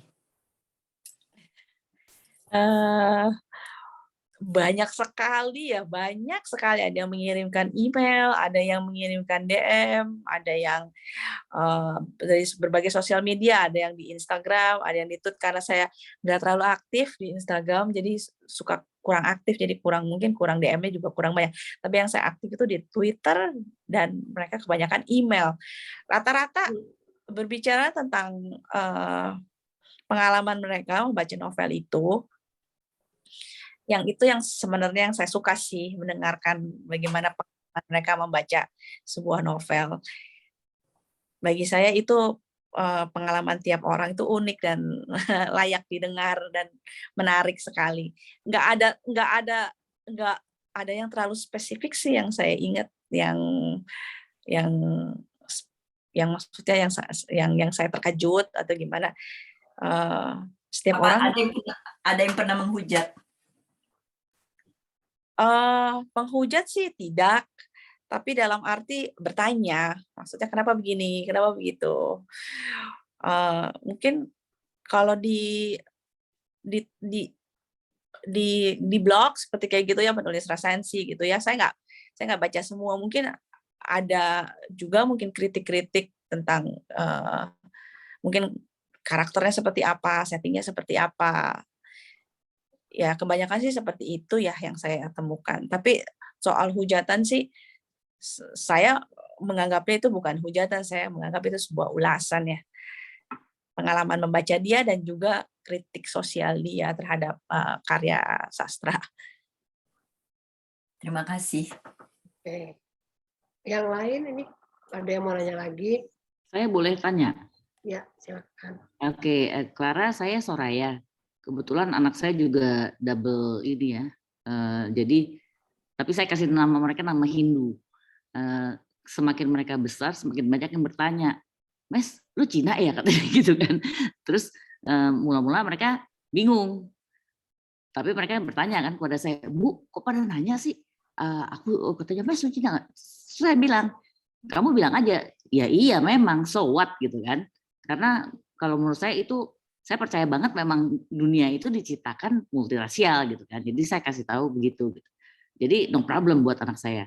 Tapi yang buat generasi paling tidak seumur Clara pun, yang saya mau tanya, apa yang membuat Anda itu menulis isu yang sangat kontroversial gitu kan? Ini kan tahun 2005 dicetaknya kan. Jadi dikarangnya tahun sebelumnya, which is mungkin apakah itu efek dari tahun 97, kemudian Anda tadi disebut Anda belajar di Amerika, itu tahun berapa, apakah setelah menulis Dimsum terakhir ini atau belum gitu kan. Selain karakter, kalau menurut saya selain karakter yang kontroversial, tapi yang paling kontroversial itu sebenarnya isu peranakan ini kan, gitu loh. Jadi apa yang keputusan Anda yang berani membuat itu, karena ini kalau menurut saya sih bagus banget gitu kan, membuka gitu. Jadi apa namanya, bagaimana Anda memutuskan ini gitu, berani menulis tentang ini, tentang isu yang sangat kontroversial ini. Kalau zaman sekarang mungkin udah terbuka gitu, tapi ini kan sebelum 2005 kan ditulisnya. Gitu. Terima kasih. Buku pertama yang saya baca begitu balik dari Indonesia tahun 2000 itu adalah buku Pramudia Anantatur yang tetralogi. Dan itu saya sangat kagum sekali. Saya menganggap ini buku juga kontroversial sekali. Dengan cerita yang luar biasa. Pertama saya mengambil satu bukunya itu saya ingat banget waktu itu diterbitkan, dijual di toko buku, dan saya sebenarnya tidak paham siapa itu Pramudia Anantatur waktu pertama kali balik ke Indonesia. Tapi kemudian saya mendengar dari teman-teman saya tentang dia dan bagaimana bukunya sebelum bisa diterbitkan di toko buku itu melalui jalur gelap ya. Teman-teman saya yang di Indonesia mendapatkannya secara fotokopi dari sana sini, dan kemudian mereka membacanya, dan kemudian saya juga tertarik membacanya, beli buku pertama, dan saya sangat luar biasa kagum dengan semua tokoh yang ada di buku pertama itu. Kemudian saya lanjut sampai buku tetralogi, dan saya menganggap buku itu buku yang sangat luar biasa. Dan saya menulis novel didorong oleh buku-buku para penulis yang berani menuliskan novel-novel saya. Ya, terus terang seperti itu gitu. Saya menganggap bahwa isu-isu perempuan itu penting untuk diangkat, penting untuk dibahas, dan ketika kita mengangkat isu perempuan itu, ya kita harus berani juga mengatakannya. Apakah saya takut untuk mengatakannya? Saya selalu berpikir bahwa Pramudia Anantatur aja berani gitu. Orang-orang penulis-penulis lain yang sebelum saya hidup gitu, mereka juga menulis tulisan-tulisan yang sangat berani gitu ya. Saya menganggap zaman nggak berubah sih sebenarnya untuk soal keberanian. Keberanian tuh pasti zaman. Sekarang kita menganggap zaman mungkin lebih terbuka dan segala macam untuk penulis-penulis muda yang lagi nulis sekarang juga yang berani mengangkat isu-isu kontroversial seperti misalkan kesehatan mental, terus isu-isu kontroversial seperti climate change gitu. Saya rasa itu juga perlu keberanian yang besar gitu untuk melakukannya. Jadi setiap zaman mungkin aja boleh berbeda, tapi keberanian tidak berbeda gitu. Tetap harus ada orang-orang yang berani menuliskan isu-isu yang sedang hot pada zaman itu, atau isu-isu yang memang terus-menerus perlu dapat perhatian karena isu itu memberikan tekanan yang kuat untuk sisi kemanusiaan kita. Oh gitu. Terima kasih. Oke. Ada yang lain lagi? Mbak Halida. Oh iya, saya boleh tanya lagi? Oh iya, silakan Mbak. Ya, di novel ini kan ceritanya kan bergerak maju mundur ya. Ada cerita yang masa sekarangnya, ada cerita masa lalunya. Kalau boleh tahu, bagaimana cara menulis cerita itu? Apakah ada kerangka besarnya dulu mengenai urutan si A ini dulunya gimana, sekarang masalahnya apa? Lalu pada saat menulisnya tinggal dipermainkan bolak-balik, atau emang idenya tentang masa lalunya munculnya belakangan gitu, gimana? Kalau ada banyak cara sebenarnya untuk menulis novel, tapi kalau saya sih, saya melakukannya, saya berpikir secara garis besar, kerangka besarnya dulu ya, tapi saya nggak patuh terhadap kerangka besar itu, dalam arti saya mengikutinya seperti dengan ketat, dengan penuh disiplin gitu. Saya seringkali justru justru nakal dengan kerangka saya sendiri, dengan ide besarnya sendiri, saya membelot. Dan tadi saya sudah katakan juga bahwa kalau saya menulis bisa linear, tapi pada saat bersamaan kemudian saya berhenti, dan kemudian saya menulis dari acak yang saya bayangkan, maksudnya adegan-adegan yang terpisah dan berbeda, yang kelihatannya random, tapi kemudian ketika ditulis banyak, dalam jumlah yang banyak, bisa dilihat bahwa yang mana yang mau diambil, yang mana kemudian dijatuhkan. Jadi seperti gini deh, seperti memasak gitu ya. Jadi kalau misalkan ada kesepakatan bersama dalam keluarga gitu, kamu mau masak apa? Tanyalah kepada saya gitu. Kepada si Ibu A, ada katakanlah Ibu A bilang, saya akan membawa masak, misalnya saya membawa tiga makanan gitu untuk main dish ya, dia akan mengatakan begitu, saya akan membawa main dish, terus 2 dessert gitu. Jika itu diserahkan kepada saya, gagasan besarnya saya akan menciptakan 3 makanan utama dan 2 dessert gitu. Tapi pada akhirnya saya memutuskan kalau saya lagi mood saya menghasilkan 5 dessert. Kemudian saya masak lagi, saya menghasilkan 8 menu utama. Yang kemudian nanti pada akhirnya saya akan ngambil mungkin 4 atau mungkin 3 yang kemudian saya gabungkan. Ketika saya datang, ketika tamu datang, mereka akan melihat sajian yang berbeda. Tapi pada saat bersamaan janji saya terpenuhi bahwa saya akan masak 3 main dish dengan 2 dessert, tapi pada saat bersamaan main dish-nya berbeda. Mungkin ada saya menjanjikan buat rendang, tapi ternyata tidak ada rendang di sana gitu. Atau misalnya saya menjanjikan ada es krim, tapi tidak ada es krim di sana, tapi ada dessert gitu. Nah itulah saya seringkali berkhianat terhadap ide besar saya, tapi pada bersamaan saya juga mengikuti ide besar itu. Gitu. Oh. Maaf, saya balik lagi bisa, Clara? Boleh? Ya. Tadi kan saya tanya apakah novel ini dikarang setelah Anda sekolah di Amerika atau sebelumnya? Sesudah. Oh, sesudahnya. Oh, that's why you are so brave. Ini apa namanya, berani menulis ini ya. Oke, terima kasih. Gimana yang lain? Oke. Sorry. Mungkin ada yang lain lagi, Mbak, ada yang mau tanya, mumpung Claranya di sini. Yang kita ada yang lagi nggak? Saya nggak mau nanya, tapi saya cuma mau ini aja, mau bilang makasih. Saya benar-benar menikmati bukunya, benar-benar apa ya, bacanya tuh enjoy banget gitu ya. Mungkin juga karena mengingatkan saya sama keluarga saya sendiri gitu ya. Ibu saya 4 perempuan semua, saya bertiga perempuan semua, anak saya 4 perempuan semua, dan secara kultural juga keluarga saya, apalagi keluarga besar saya tuh benar-benar campur aduk gitu. Ya, jadi ibu saya keturunan, ayah saya pribumi, ayah saya Islam, ibu saya Kristen, saya di race Muslim, tapi terus akhirnya ya itu tadi dari diskusi ini juga saya bisa melihat gila banyak banget paralel gitu ya terhadap kehidupan saya, karena saya juga mengalami pergumulan agama sebenarnya. Kenapa aku di agama Islam, kenapa begini, dan banyak banget pertanyaan-pertanyaan, sehingga akhirnya saya pindah agama sendiri gitu ya, dan itu nggak ada hubungannya dengan suami saya atau apa.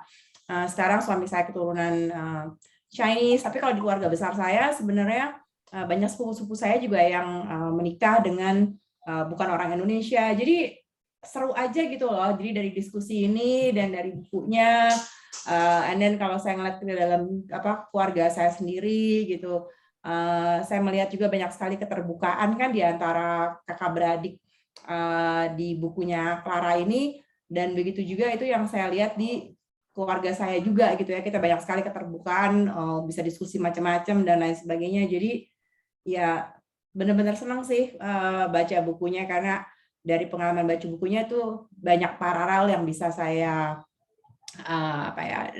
yang bisa saya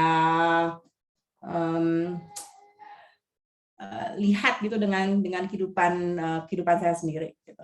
Mau bilang itu aja. Terima kasih.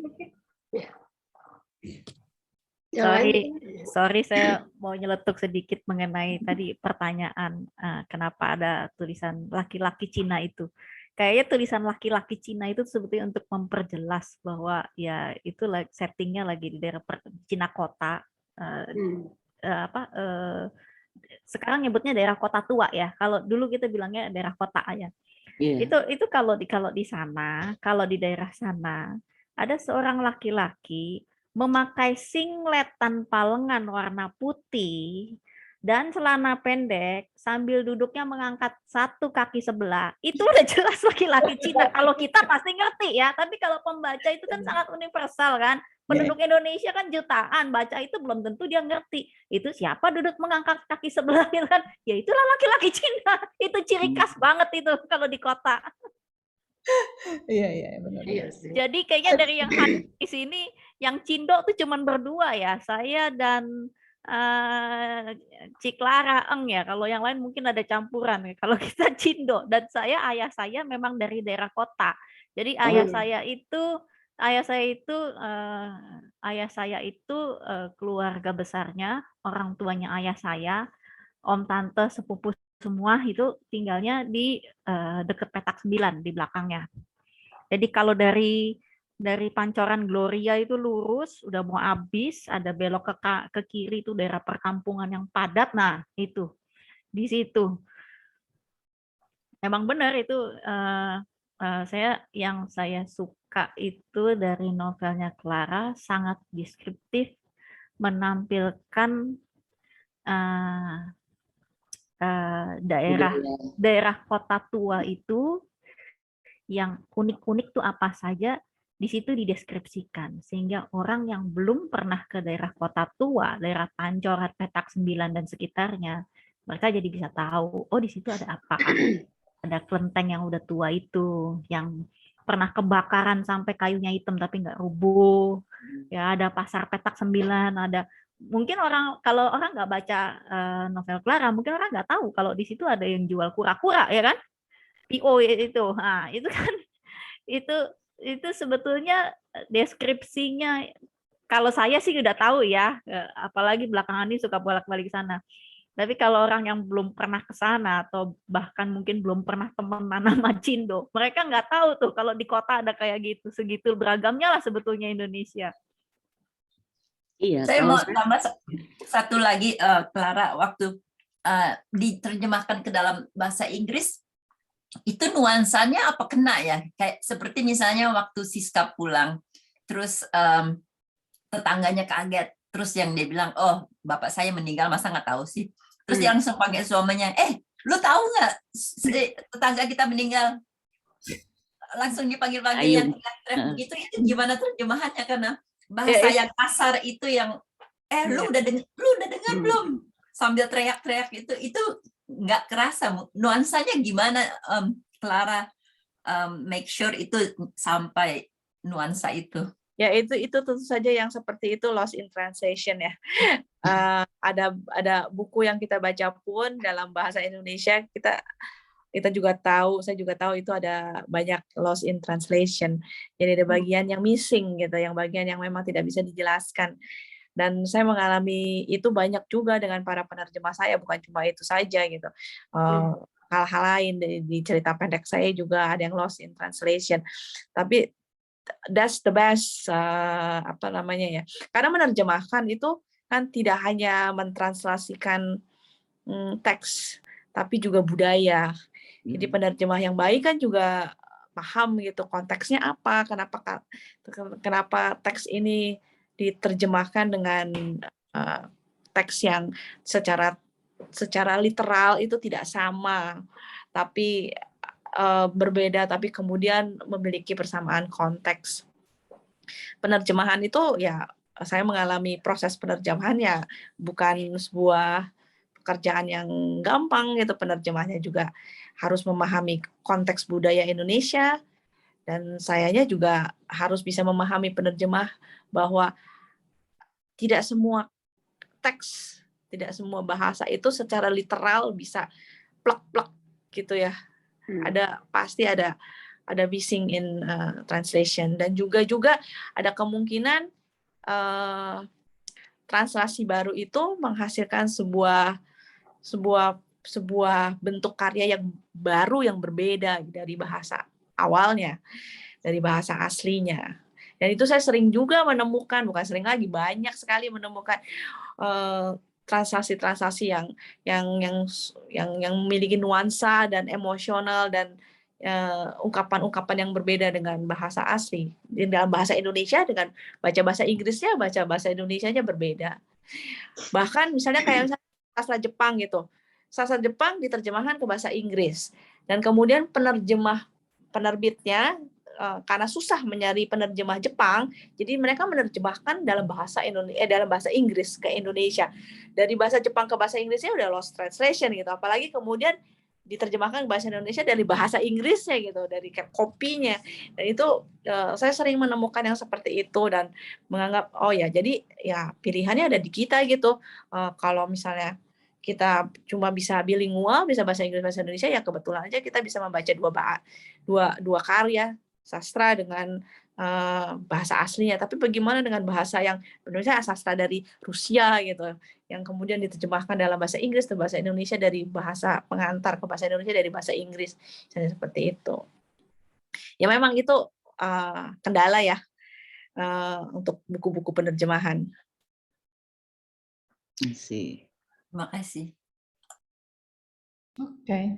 Oke, mungkin yang lain lagi. Kalau saya ini saya nyela dikit nih.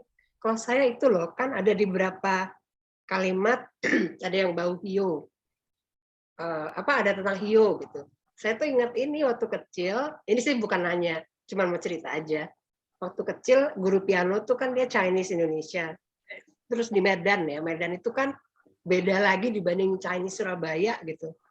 Lebih mungkin Hokkien ya kalau nggak salah. Beda gitu. Lebih apa ya? Saya justru lebih merasa Cina banget gitu, kayaknya gitu kalau di Medan itu. Seru sih. Nah, jadi dulu saya suka ke rumah guru piano karena dia udah di rumah saya aja gitu. Terus saya senang aja.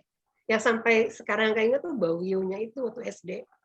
Karena benar-benar strong banget gitu. Terus dia di rumahnya tuh masih benar-benar ya adalah karakter-karakter itu. Terus ada yang merah itu loh, kayak apa sih? Lupa deh. Kayak gitulah. Kalendernya masih kalender Chinese juga. Lucu sih gitu. Jadi karena waktu dari kecil kebiasaan beragam itu ya dibesarkan ya. Terus terang saya tuh sekarang at this point mungkin karena memang lagi pandemi membuat kita juga lebih banyak berpikir ya sebetulnya. Kita juga jadi mikir gila ya, kita tuh cultural loss-nya gede juga gitu gara-gara tahun 65 kemarin. Jadi mungkin sejarah bisa beda ya tentunya gitu ya.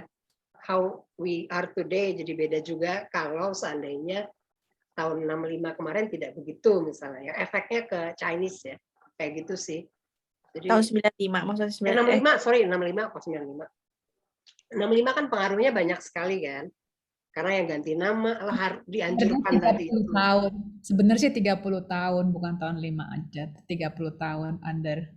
Ya. Ya gitulah. Tapi ini sih, saya tuh betul-betul waktu baca buku itu ingat aja gitu waktu hiu tuh the smell-nya itu berasa banget. Itu sih. Sama memang bukunya seru, berani. Boleh nambahin nggak Di? Jadi sisi ringannya itu kan tadi kita kayaknya serius banget gitu ya bicarain semua isu.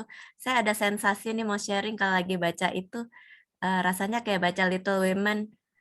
Terus kadang-kadang kayak Sabta Siaga juga nih pada waktu si bungsu dirisak ya, dibully sebagai Cina.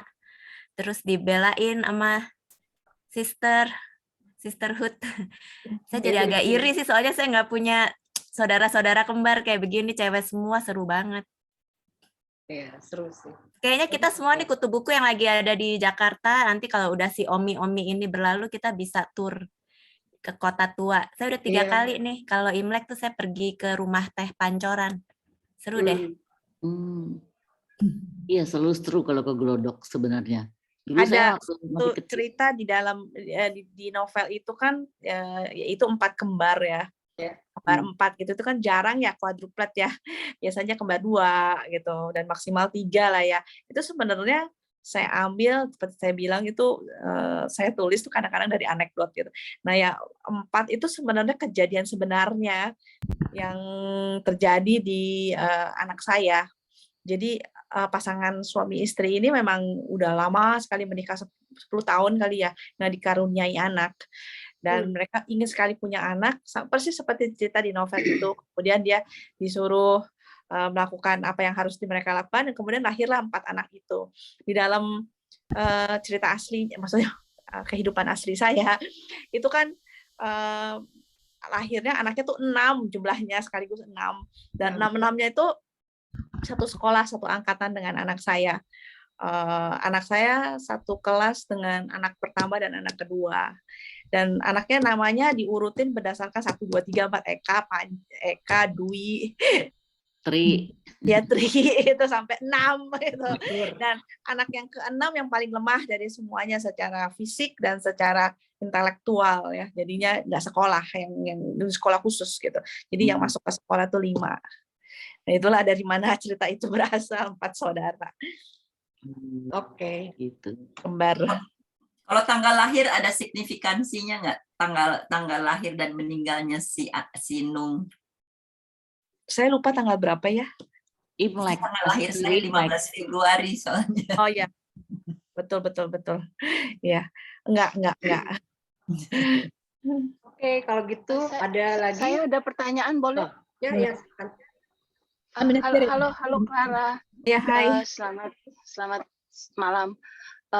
Saya pertama kenal Clara sekitar 17 tahun yang lalu karena pergi ke Gramedia dan lihat buku-bukunya. Saya beli untuk anak saya yang waktu itu baru lahir. Alasannya beli pertama karena covernya menarik sekali, dan yang kedua saya buka dalamnya, isinya itu nggak seperti buku-buku berbahasa Indonesia yang untuk anak-anak yang bermutu lah isinya. Jadi karena dua hal itu. Jadi pertanyaan saya yang sekarang ini, dengan buku-buku yang Clara tulis untuk anak-anak dan ilustrasinya yang amat sangat kuat dibandingkan dengan novel yang Dimsum Terakhir ini, seberapa jauh pengaruh Clara terhadap cover buku? Itu nomor satu. Dan pertanyaan nomor dua, apakah peraturan di mana keempat anak kembar yang harus dia lakukan pada saat ayahnya meninggal, seperti tidak boleh mandi, tidak boleh pergi, tidak boleh naik pesawat, apakah emang itu beneran tuh begitu? Apakah sekarang kalau beneran masih berlaku sampai sekarang? Kemudian yang ketiga, yang tadi Clara bilang, waktu Clara baru pulang dari Amerika, baca buku Pramudia Anantatur. Buku pertama yang Clara baca, jadi terus dilanjutkan lagi baca-baca bukunya Pramudia yang lain, itu judulnya apa buku yang pertama yang dibaca Clara? Itu aja. Makasih. Oke, buku sampul ya?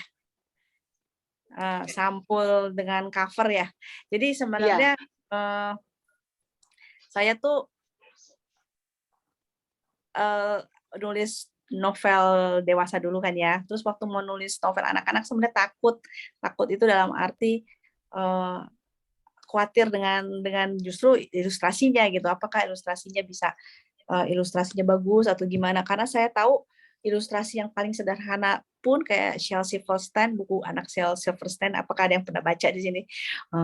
Itu sangat sederhana gitu dan tapi ceritanya sangat menarik gitu. Apakah di sini ada ilustrator yang sangat bagus juga yang kemudian bisa kerjasama sama saya. Jadi ya itu. Jadi waktu awal-awal tuh waktu mau nulis buku cerita anak aja saya perlu presentasi dulu di depan penerbit Gramedia gimana kalau misalkan saya nulisnya seperti ini terus begitu saya bawa ilustrator saya gitu dengan pilot project ini hasilnya akan seperti kayak gini, gimana, apakah ini oke atau enggak. Terus itu satu. Terus kedua tentang apa ya tadi? Bagaimana jadi cover ya. Cover, jadi saya tuh covernya dengan cover buku anak dan dengan Dimsum Terakhir, bagaimana prosesnya Clara? Apakah Clara yang menentukan covernya? Kalau untuk cover, jadi saya kan concern banget ya dengan ilustrasi ya. Tapi untuk cover saya agak sedikit ngebebasin ya penerbit saya untuk cari ilustrator yang tepat untuk saya. Kadang-kadang penerbit itu dia kalau mau nerbitin satu buku dia memikirkan ininya keseragaman model gitu. Kalau misalnya mereka nerbitin buku-buku klasik misalkan, mereka bentuknya akan sama gitu. 6 buku bentuknya covernya beda sama tapi dalam arti sama itu klasik buku jenis klasik. Jadi dia akan penerbit biasanya cari ini nih Dimsum Terakhir akan masuk ke kategori apa nih? Apakah ada novel-novel lain kurang lebih mirip-mirip misalnya sama Oka Rusmini misalnya Tarian Bumi gitu. Oh ini kayaknya ini satu bahas tentang Bali, tradisi Bali dengan tradisi kastanya gitu. Yang ini bahas tentang Chinese Indonesian dengan tradisinya. Jadi mungkin akan di pair up gitu, terus gambarnya covernya akan dimiripin gitu, temanya dimiripin walaupun berbeda. Jadi saya kebanyakan untuk cover, walaupun saya picky ya soal ilustrasi, ya saya serahkan kepada penerbit karena mereka itu bisa lebih tahu cara doing marketingnya. Itu satu. Terus tadi kedua tentang apa ya? Yang kedua, peraturan-peraturan pada saat bapaknya meninggal itu apakah masih Itu benar. seperti itu? Dan yang ketiga, buku Pramudia apa yang Clara baca pertama? Itu benar, yang memang tradisi seperti itu dialami saya sendiri gitu waktu ayah dari suami saya meninggal. Jadi kami tidak boleh mandi, kami tidak boleh bepergian, kami tidak boleh dandan selama 5 hari atau 6 hari, dan kami harus merangkak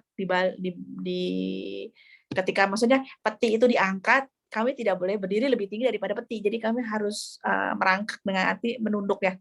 Jadi peti itu harus tetap selalu lebih tinggi daripada kami, dan ketika peti itu dijalani masuk ke dalam mobil mayat ya, mobil itu kayak seperti ambulans itu, dan kami ya merangkak gitu di belakang peti supaya tidak lebih tinggi dari peti. Sampai peti itu pintu ditutup baru kami berdiri.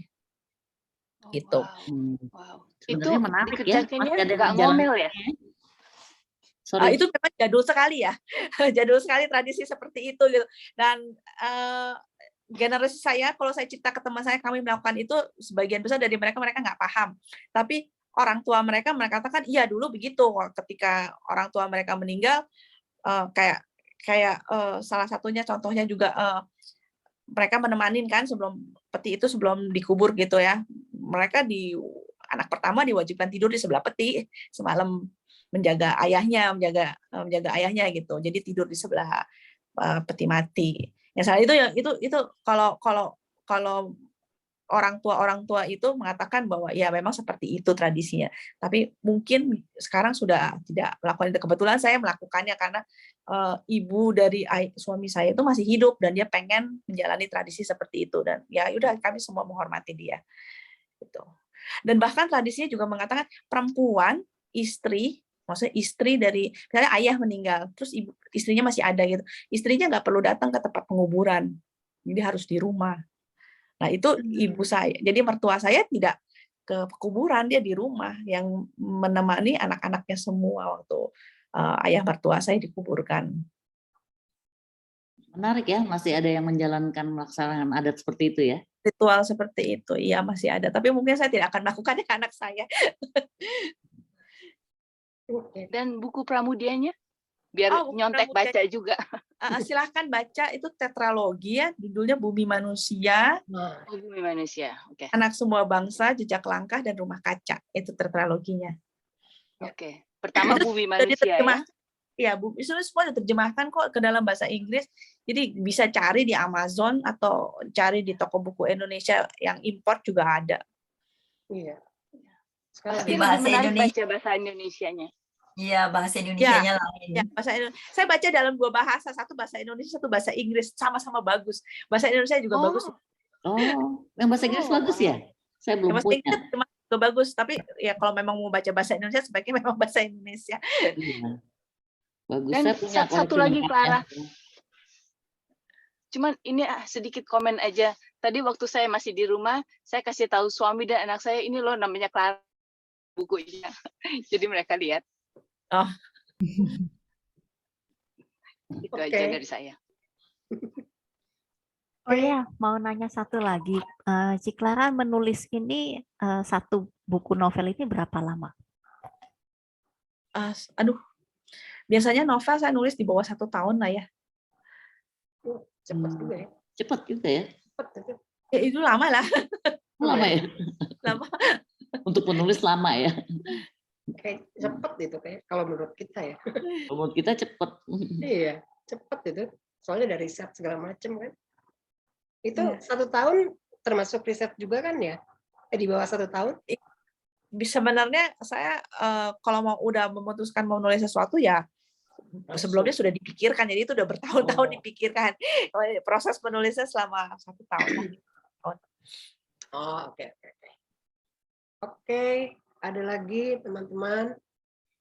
Kalau nggak kita sudahi dulu, gimana Mbak Lili? Boleh, kita foto dulu sekali boleh? Oh iya, yuk.